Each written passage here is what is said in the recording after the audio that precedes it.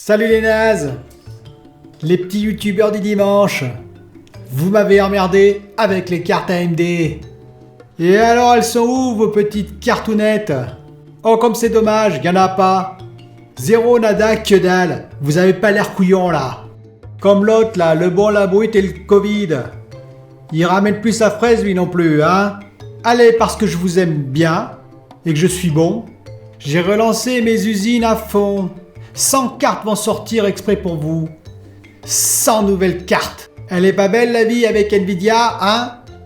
Allez, ma mère m'attend pour dîner.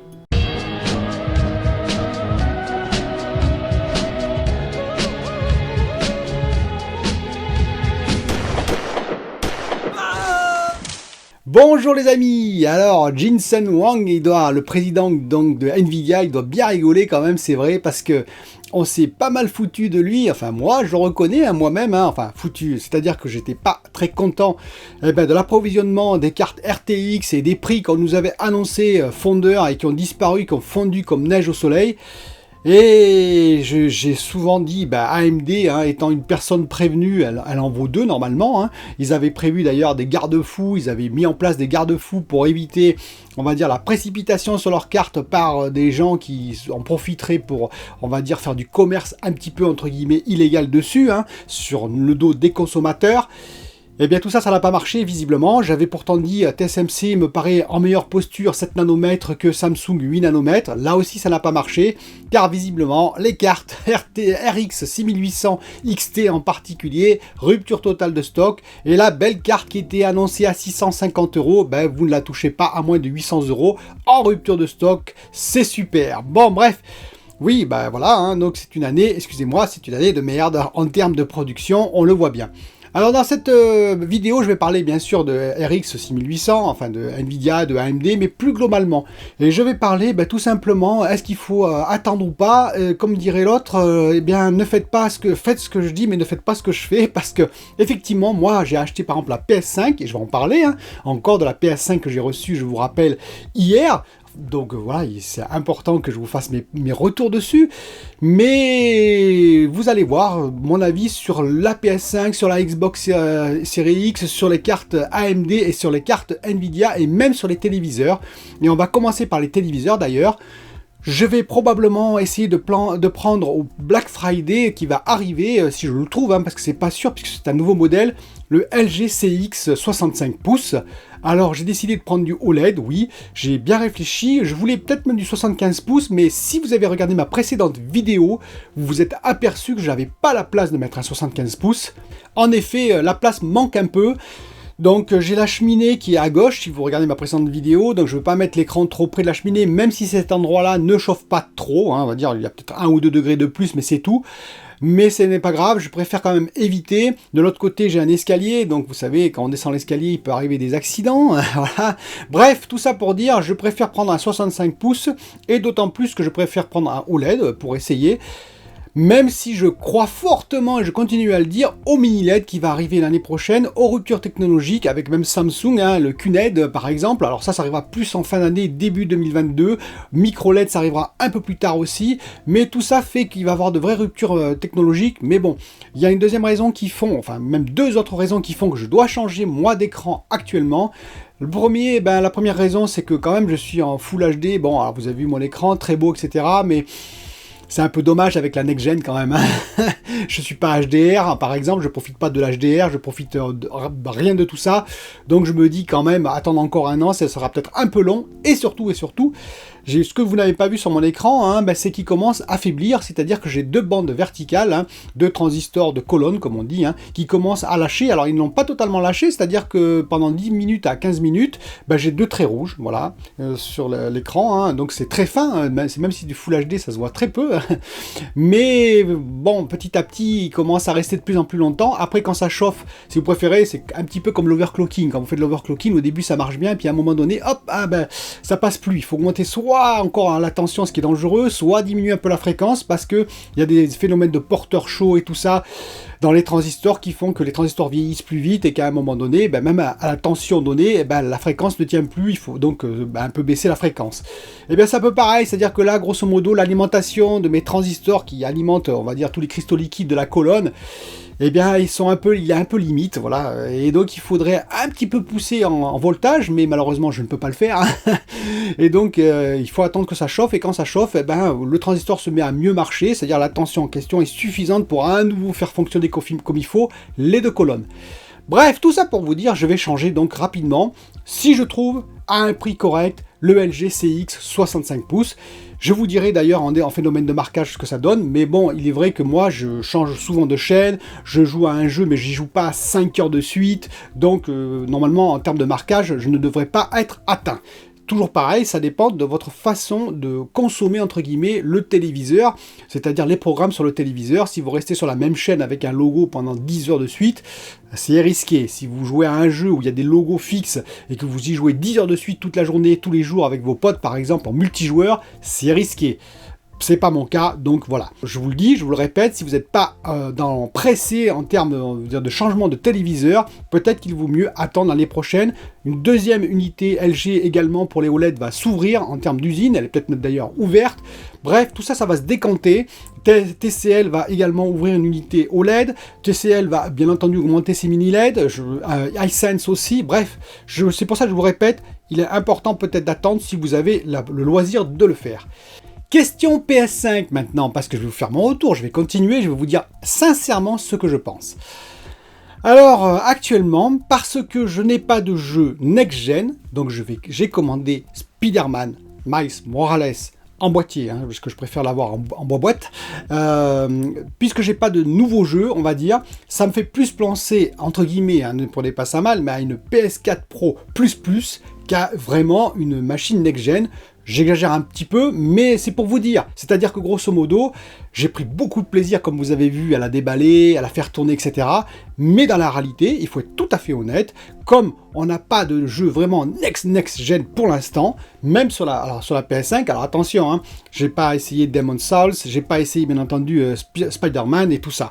Mais dans les jeux que j'ai actuellement, on va dire, ben, ça, en plus en Full HD, vous imaginez, donc pas en HDR, etc., ça ne transcende pas.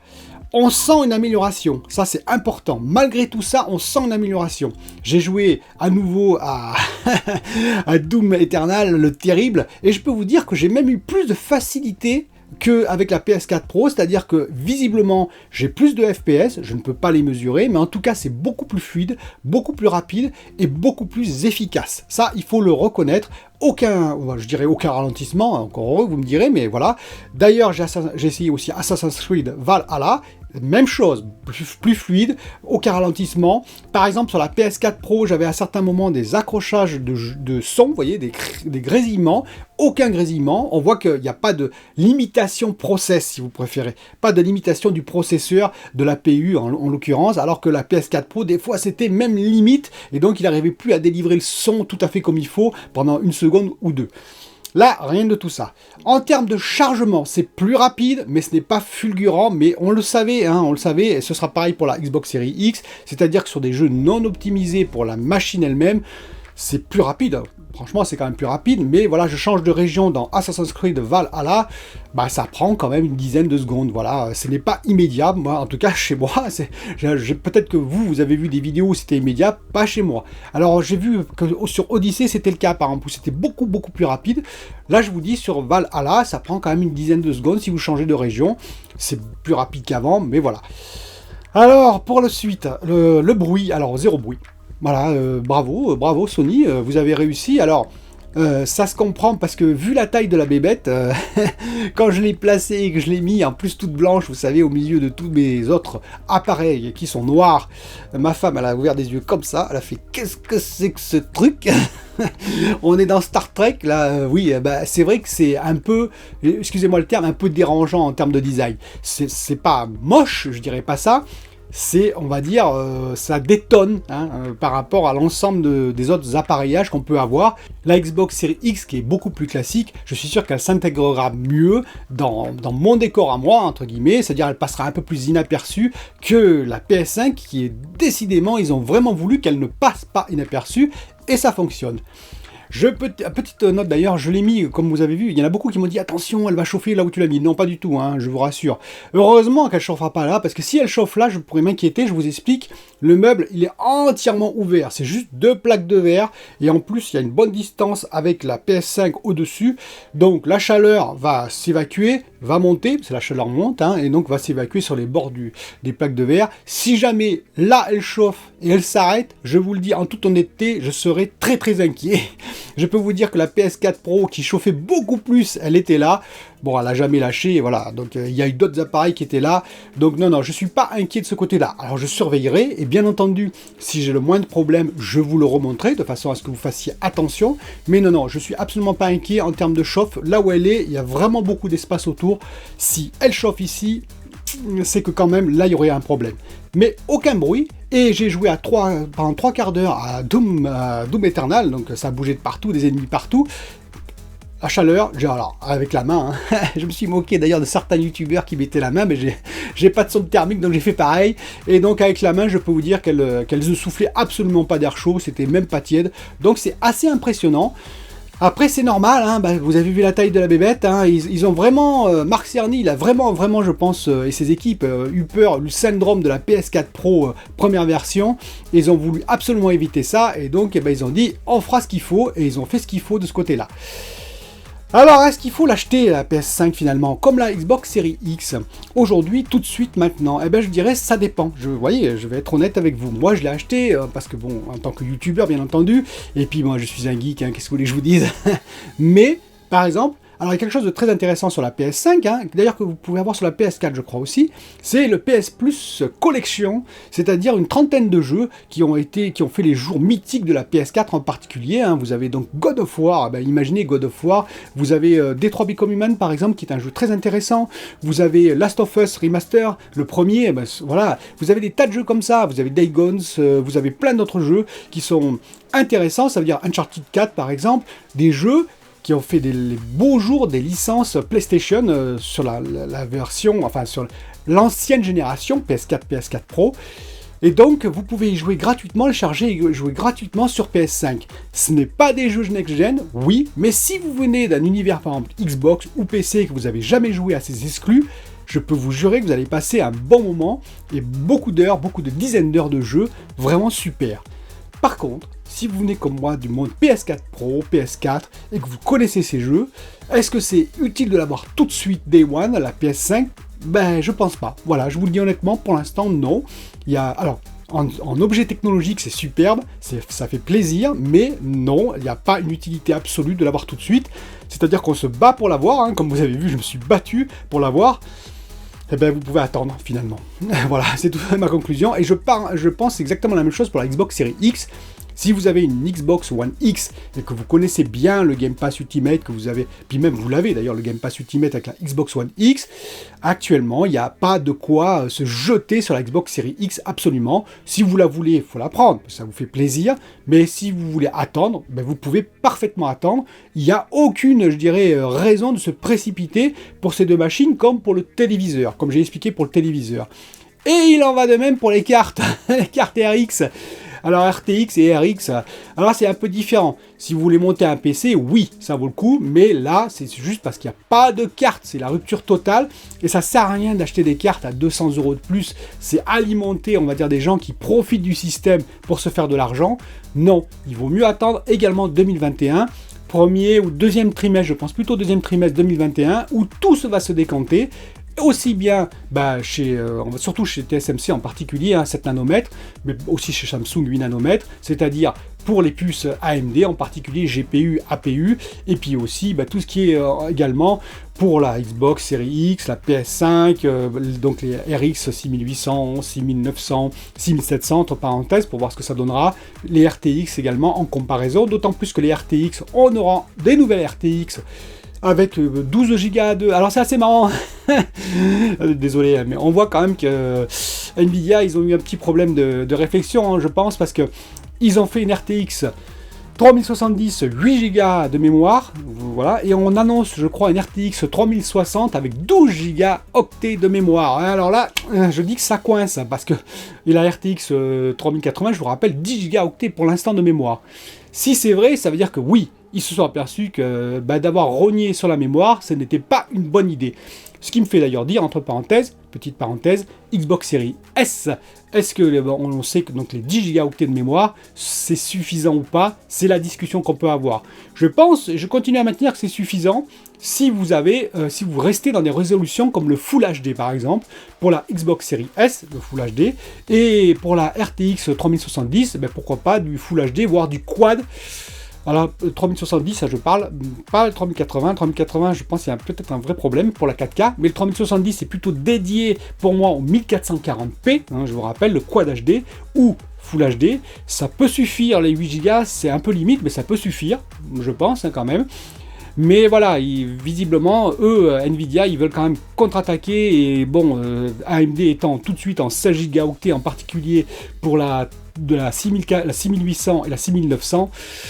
Voilà, c'est pour ça que moi je vous conseille d'attendre, c'est pour ça qu'il y a ce titre, attendre, parce que je pense que si vous n'êtes pas pressé comme moi, que vous n'êtes pas geek, et puis que moi je tiens une chaîne YouTube, donc effectivement j'essaye de vous informer au plus rapide, mais je pense qu'il n'y a pas de précipitation à avoir, tout va se décanter l'année prochaine, ce sera moins cher pour les cartes, j'en suis persuadé, ça va revenir à des prix un peu plus raisonnables, peut-être pas au prix fondeur, mais j'espère que si quand même, mais voilà.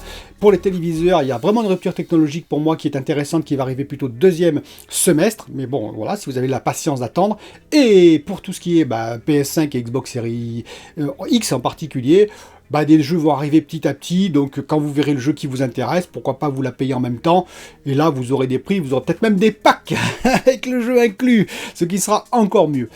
Alors, un dernier sujet avant de nous quitter, je voulais vous parler d'un confrère, et oui, d'un confrère youtubeur. J'en parle de temps en temps, j'ai parlé bien sûr par exemple de JA par exemple, j'ai parlé d'autres youtubeurs, mais là je vais vous parler de Pepe World. Et oui, Pepe World. Donc pourquoi je vais vous parler de lui? Alors déjà c'est un super youtubeur, voilà. Comment vous dire? Quand vous l'écoutez, vous voyez qu'il est dans son univers, qui fait ça vraiment par plaisir et par passion. Ça se voit, ça se transmet, vous savez. Il est, voilà, c'est un ultra geek lui aussi, plutôt du monde vidéo acoustique, plus que du jeu, mais voilà, c'est un ultra geek, c'est une personne qui voyage énormément, qui prend plaisir à découvrir les pays et à nous les faire découvrir au travers d'éléments technologiques, donc c'est très intéressant. Bon, il allait beaucoup aussi dans les salons, en particulier le CES par exemple, qui n'aura pas lieu cette année, qui aura lieu en virtuel, qui est très intéressant. Je vous rappelle, c'est le Consumer Show, donc ça sera très intéressant de le suivre. Mais voilà, il parcourt tout le monde, il fait découvrir plein de nouvelles technologies. Il a, il a la bonne vulgarisation, entre guillemets, de la techno, des téléviseurs, mais aussi beaucoup de l'acoustique, car il vient du monde acoustique.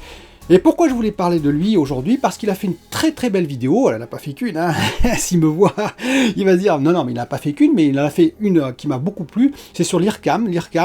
Alors l'IRCAM, c'est quoi? C'est l'Institut de recherche de coordination acoustique et musique qui se trouve sous le centre Pompidou. Ça me rappelle des vieux souvenirs quand j'étais avec ma femme à Paris.